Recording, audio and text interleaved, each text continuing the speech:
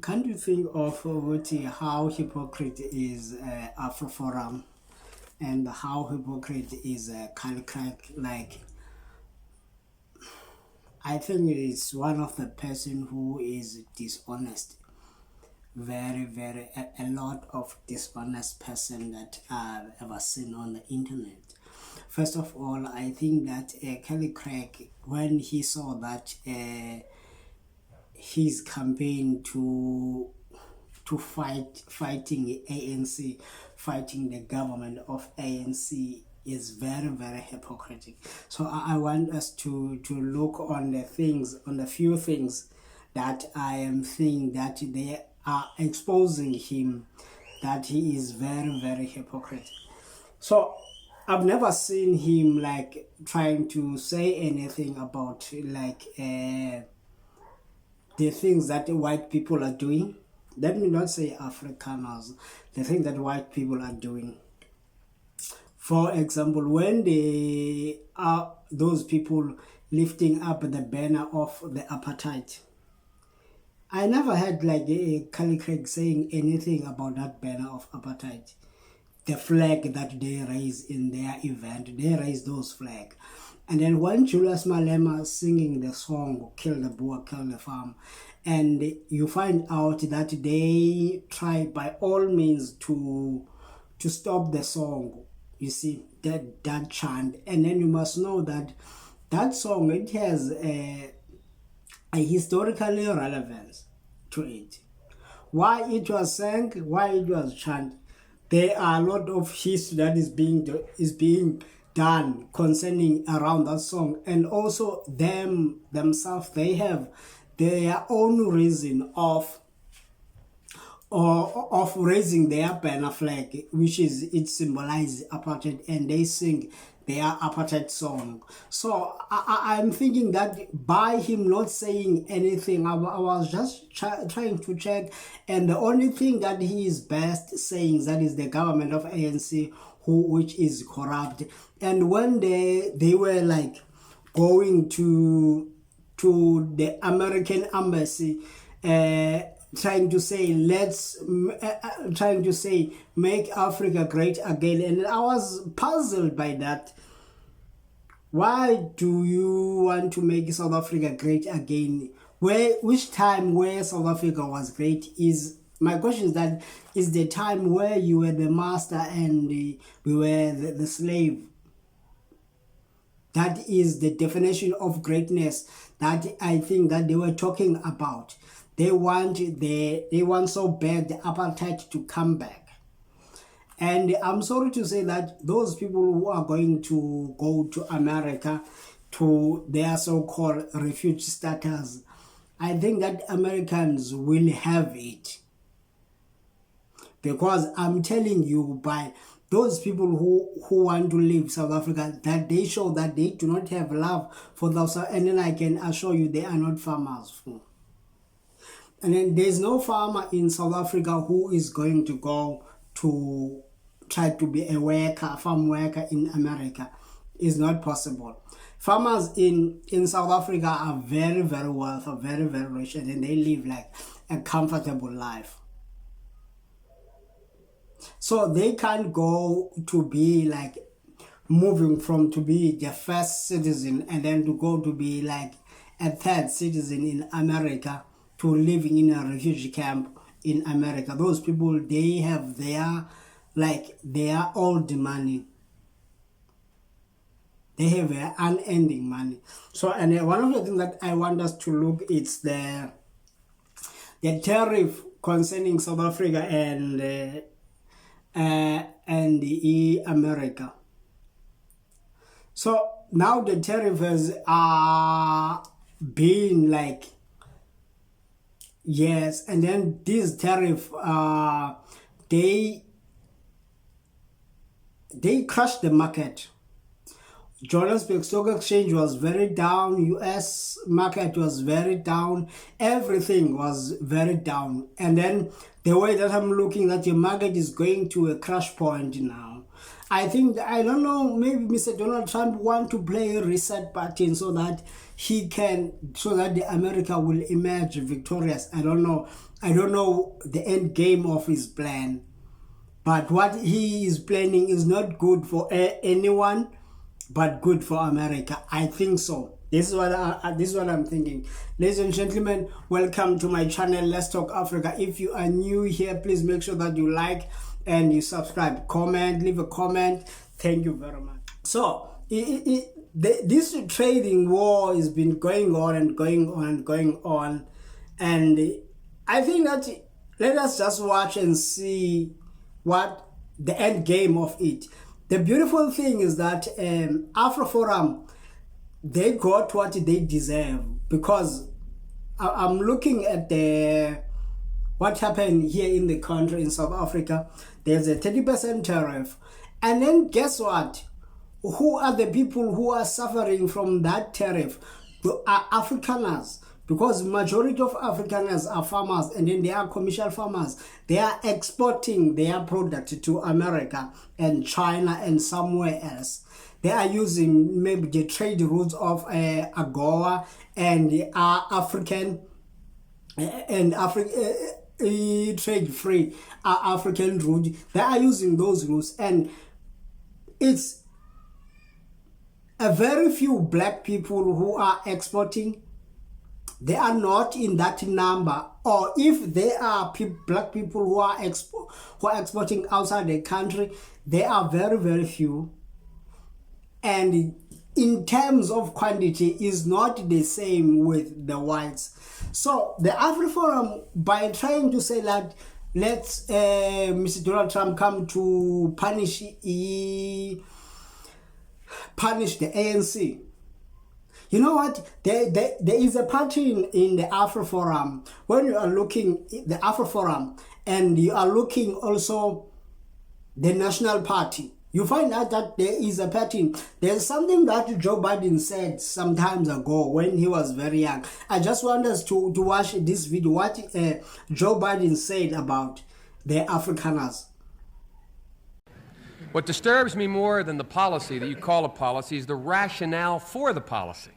The rationale for the policy. You set out 4 principles that you adhere to, and then and I will go over them in a moment. Then you say on page 14, we must not become part of South Africa's problem. We must remain part of their solution. We must not aim to impose ourselves, our solutions, our favorites in South Africa. Damn it, we have favorites in South Africa. The favorites in South Africa are the people who are being repressed by that ugly white regime. We have favorites. Our loyalty is not to South Africa, it's to South Africans. And the South Africans are majority black, and they are being excoriated. It is not to some stupid puppet government over there. It is not to the Afrikaners regime. We have no loyalty to them. We have no loyalty to South Africa, to South Africans. And the fact of the matter is I listen to this rationale first of all. It is the leaders of South Africa and their people, black and white, who have the majority responsibility. They must rise to it. Well, they are rising to it. They're rising to it. The only thing left available to them with that repulsive, repugnant regime of Afrikaners there. And it's the only way they have. They've tried everything for the last 20 years. They begged, they borrowed, they crawled, and now they're taking up arms.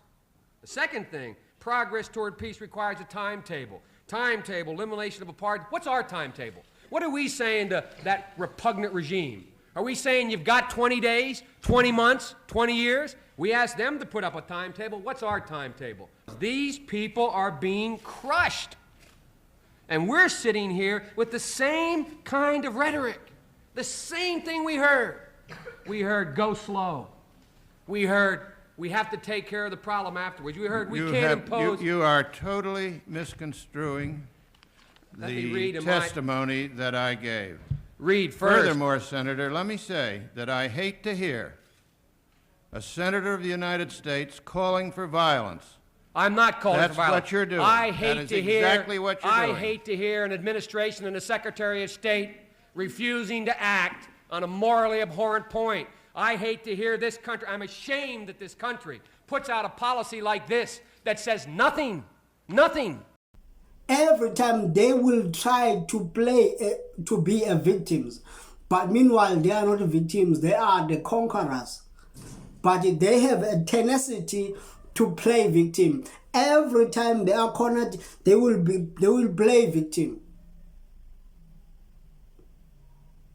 For example, if myself I can compare the government of ANC and the government of National Party, every day long I will choose ANC, because ANC has done more things than the National Party for the black people. You see, so someone will say, I know it was an apartheid time, because they did not care about the blacks. They only care about themselves, for themselves, in themselves, for their selves. Do you get my point? So, and number two, I don't know. And also number two, I want us to check the CEO of Agri South Africa, the interview that he did with, I remember it's Xoli, on Africa Newsroom. And then he stated that Americans, they like, he said that Americans, they like to play the game of politics and business, because they are seeing the situation here in South Africa, which is being by default news. I don't know.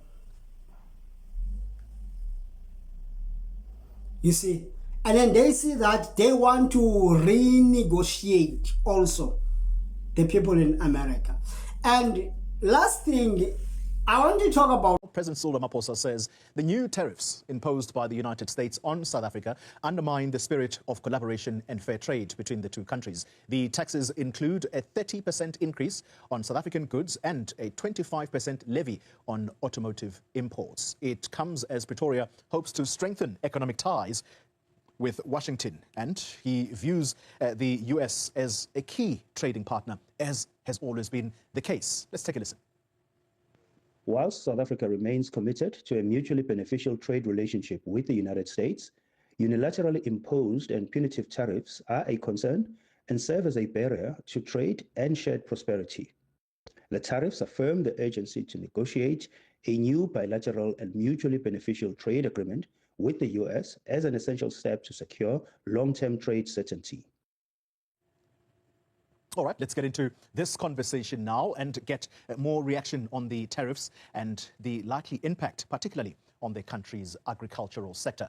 To talk to me now is Johan Kotze, Agri SA CEO. Johan, good evening to you, and thank you very much for your time. Let's start with the agricultural exports, South African agricultural exports to the United States. The understanding is that they are likely to be much pricier now. What kind of impact is that going to result in? Yeah, so the impact is normally going to be that we're not going to be that more competitive in the American market. So the first thing is we went back and had a look at which commodities are heavily affected by that. And if I can just name the top four, it would be citrus, grapes, tree nuts, and then to a certain extent vegetables. So I think we need to understand there's going to be an impact. So it's a disruption in the market. But I think the main thing is the competitiveness in America itself, to compete in the American market. So the net effect of this then, Johan, are you saying that in all likelihood, South African products or agricultural produce may possibly be dumped by the US and they will likely look at other markets because you will be more expensive? Well, the takers, I hope they're not going to dump us, but if they buy less, we won't be able to export that much. So either you let your price go down, which would be detrimental for South Africa, but that's normally the go. It's a price war. So if I go into the American market, I compete against Brasilia, Argentina, Peru. So the close by, I would say, producers of the same produce as what we put into the market. So what could happen is if we lower our price, we could sell more. And if the tariff kicks in, it's just a cost exercise for us as South Africans. But for us, the loss is going to be a revenue loss. Yeah. So for the agricultural, I would say, community in South Africa, that's what we envisage that's going to happen. Yeah. What about AGOA? Can we still depend on that? Yeah, I think one thing that I've learned, we've been in America last week, is firstly, it's not just us. It's not just happening to South Africa. It's happening to all the other traders with America. So that's the first thing. I think the second thing is there's a spotlight in South Africa because we are important. And although we're small, we still have a major role to play, specifically to the African market for America. So I think what we need to do is we need to kind of reset our way of doing business, especially exporting our produce. So what happened is not just with us, it's with the rest of the world also. So my take is, as agriculture, it is what it is. So we got cards dealt to us and we have the cards in our hands now. Still, we don't know how this is going to be imposed. So we know about the 30% and the 25%, but we still need to have confirmation on which produce. It looks like it's going to be all of it, but it's still unknown. That's the way the Trump administration normally does it. They tweet it out, and then you need to kind of live with it and see how it's going to play out. So I think one thing that we need to understand is it is a tough call. However, it's not just for us. It's a reset in the trade, the global trade community. Yeah. And how do you find yourself in this, I would say, disordered kind of concept that we're not used to? And I think that's the challenge for us as South Africa. I'm going to ask you a little later about that visit to the US as to who you spoke to and what you made of the reception. But let's talk about the 25%. That's the levy. The way I understand it, there were no import duties that were levied on about 40% of South Africa's agricultural exports. Are you able to list those? And with the 25% now that seems to be coming in, how are you going to be impacted there? If it was 40%, it was a crisis. It's not. It's about 4% of our total exports, which is still a big play. I think what we need to do is to say the disruption is big for us as agriculture. And remember, we're fresh. The moment you disrupt fresh, I can't withhold it back. I need to push it into a market. But that's not the biggest play for us. For us, the biggest play is job losses, loss in revenue, and then new markets. So if we define then the agricultural space, and you have a look at what the agricultural space, or what's the greatest impact, it is on citrus, revenue-wise. However, if you're going to have a look on the impact on what is the total percentage exported through the commodities, the nuts guys are battling because that's 22% of their total exports go to America. Yeah. So I think we need to, and that's what we did. We took an analytical view on the impact of what is happening here. Just the other interesting thing is, if you have a look at job losses, a potential job loss because of revenue loss, the Western Cape is going to battle the most. That's more or less where you go. So I think for us, we have the cards in our hands. What needs to happen next? And if I may, I think there is a way to mitigate. And I think that the first way to mitigate is to go back to your trade negotiations with America. And if I can, out of the week we had in America, is they're keen to negotiate a trade deal with South Africa. Yeah. So we knew that the AGOA deal is going to be either reset or just scrapped. Now the take is now, what should this new reset look like? Yeah. So the first prize is we need to go back to South Africa and literally go and renegotiate our trade. And I think our Minister of Trade could do a good job in doing it. I think there's a bit of geopolitical issues between us and the US. Yeah. But even though they're looking for a trade relationship with us in South Africa, so we need to go back. If that is not negotiable, and we're still going to have the 30% tariff, we need to go and have a look at market diversification. And remember, the whole world is shaken now, the whole world of trade. So somewhere a market's going to open up for us. So you need to go back to the existing markets, which we have. We are well diversified, but we need to strengthen our old relationships and see if you can put another 2 or 3% back into that market. And, need to go and open up new markets. So it is tough what is happening now. Yeah. But it's also a wake-up call to say, but is there not a new way to trade? And what is the new trade negotiation in the world going to look like? And are we fit for this? And I think South Africa has the ability to re-strengthen itself and to reposition itself and to renegotiate with America a relationship. Let me put this final question to you, because your language is quite optimistic, which I suppose you should be as someone who runs a particular economic sector of this economy. Let's talk about that visit to the United States. And you keep making reference to this is an economic reset. Someone used the expression, could this be economic vandalism around the world over? But perhaps that's too strong a word. Talk to us about that visit to the US and what the reception was like, given what you have just said, that our Minister of Trade has to go now and see what trade-offs can be managed to lessen the impact. So we went on a fact-finding mission.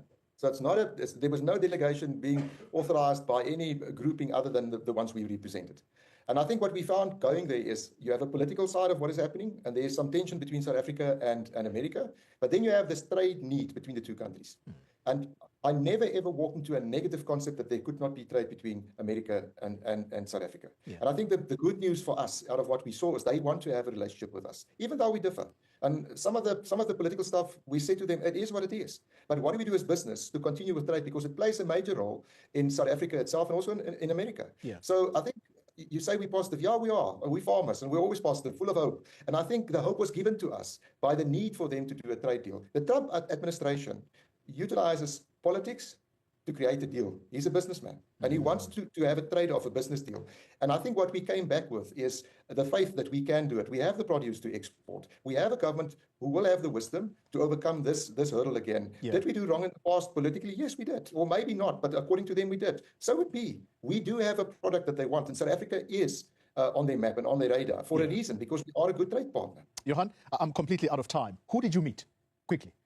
Well, we met with all the parties and stakeholders that we could. So White House, the US administration, politicians on both sides, Republicans, Democrats. And we also met with companies, being American companies, but with a great stake in South Africa. And I don't know if you know, there's over 600 countries in South Africa which are American. So there's a big play other than just trade. And that's why we're so positive, because we saw the stakeholding between the two countries. And you can't just let go of that. Even though you're bullish with the tariff, it's actually just a plea to say, can we negotiate? And I think we are going to do it. And I think we will be successful in negotiating new deals, new transactions with the Trump administration.